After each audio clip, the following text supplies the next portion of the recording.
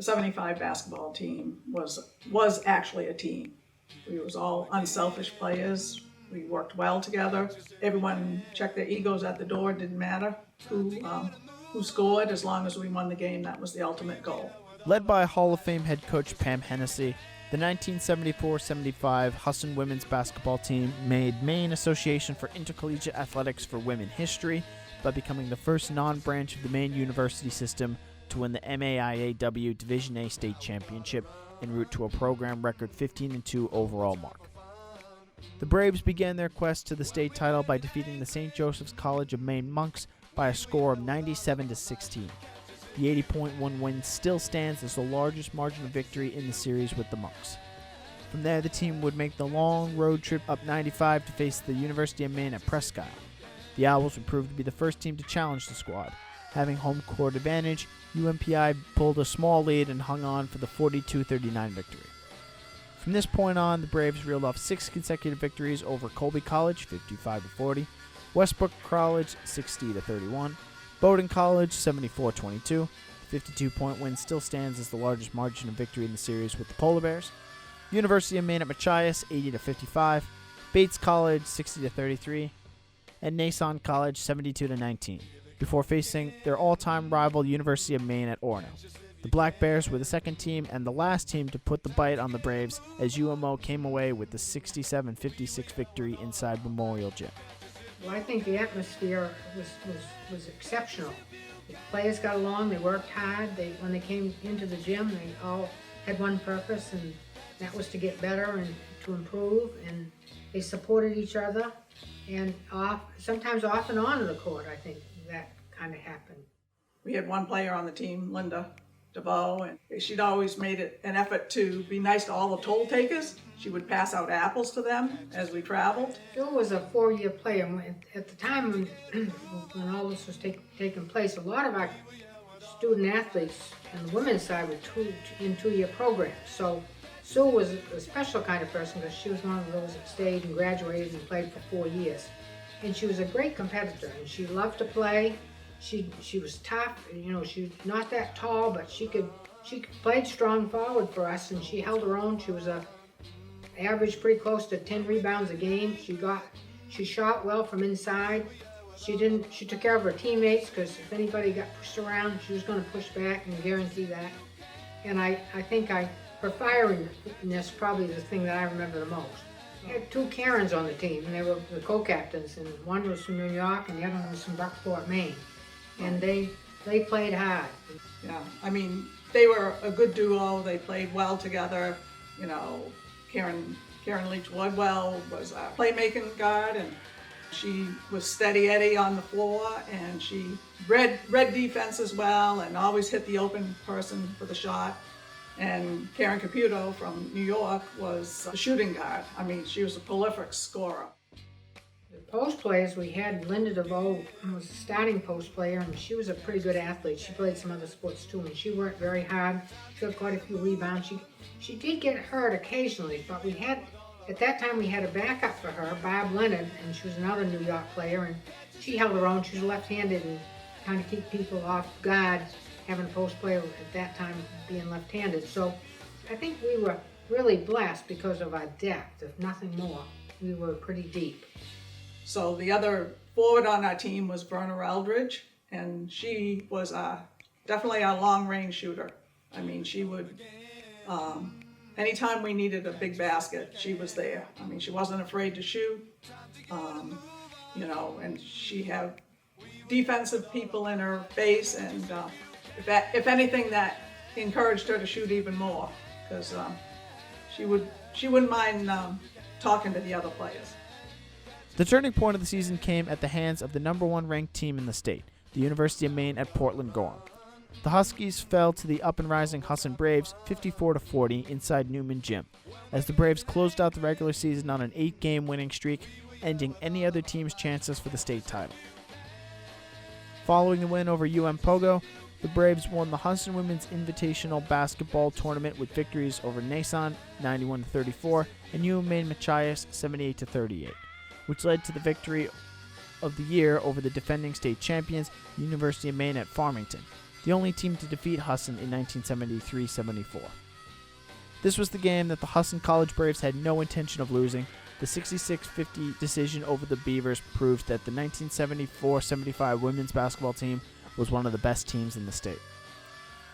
We had a great sixth player off the bench in Colleen Meenan. She was left-handed, which is always a good thing, and she just had great court awareness, and she was a savvy basketball player, could shoot the jump shot from the side, and she also had a knack for driving to the hoop and doing a reverse layup. You know, she had great ball handling skills, and, you know, she would have started on many teams or whatever, but, you know, where she was a freshman that year, so she played sixth player.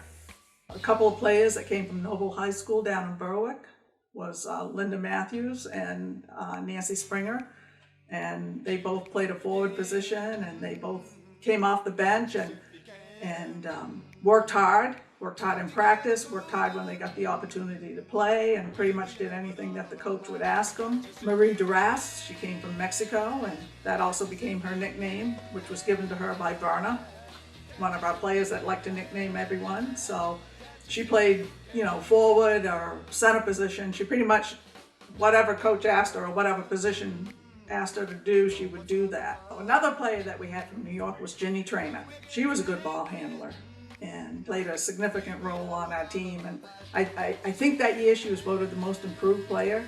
She got better and better as she played.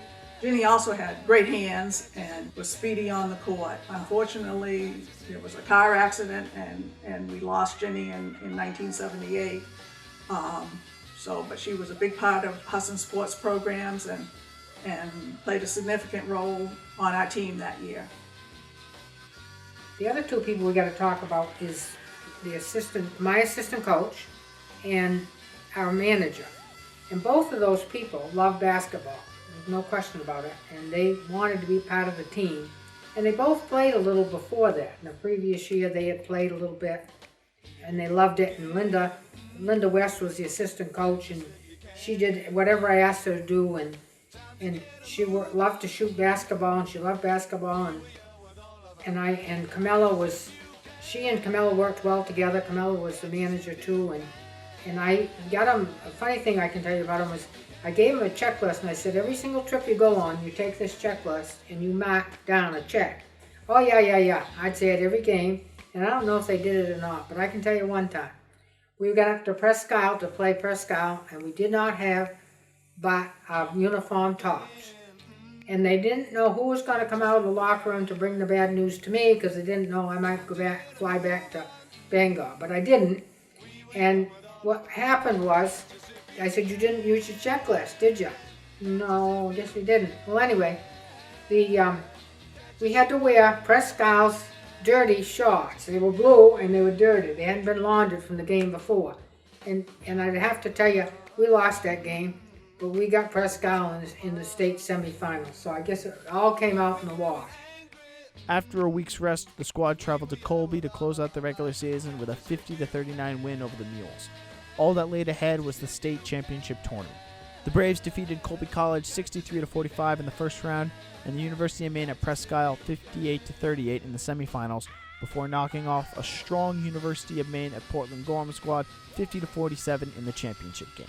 During the tournament, the Braves not only destroyed the long-standing tradition of a branch of the Maine University system in winning the state title, but set every team an individual record for the tournament as well. Pam was driven, and she expected a lot from the team. She expected 100% to be given all the time. But, she did have a sense of humor, at least most of the time. She was a great motivator. Colleen talked to me, asked me, she says, Sue, do you still have that booklet that Pam gave us the day before the championship game? And I said, I don't even recall that, Colleen. And so, but I am a pack rat, so I actually looked and I did have it. And so she had put together a bunch of inspirational sayings, making sure that, everything we do in sports sometimes, relates to life and just, motivating us, try to get us ready for the game. So. And we get to ride in those cars, and sometimes Johnny would take his car, and somehow, by hook or by crook, we got to the games.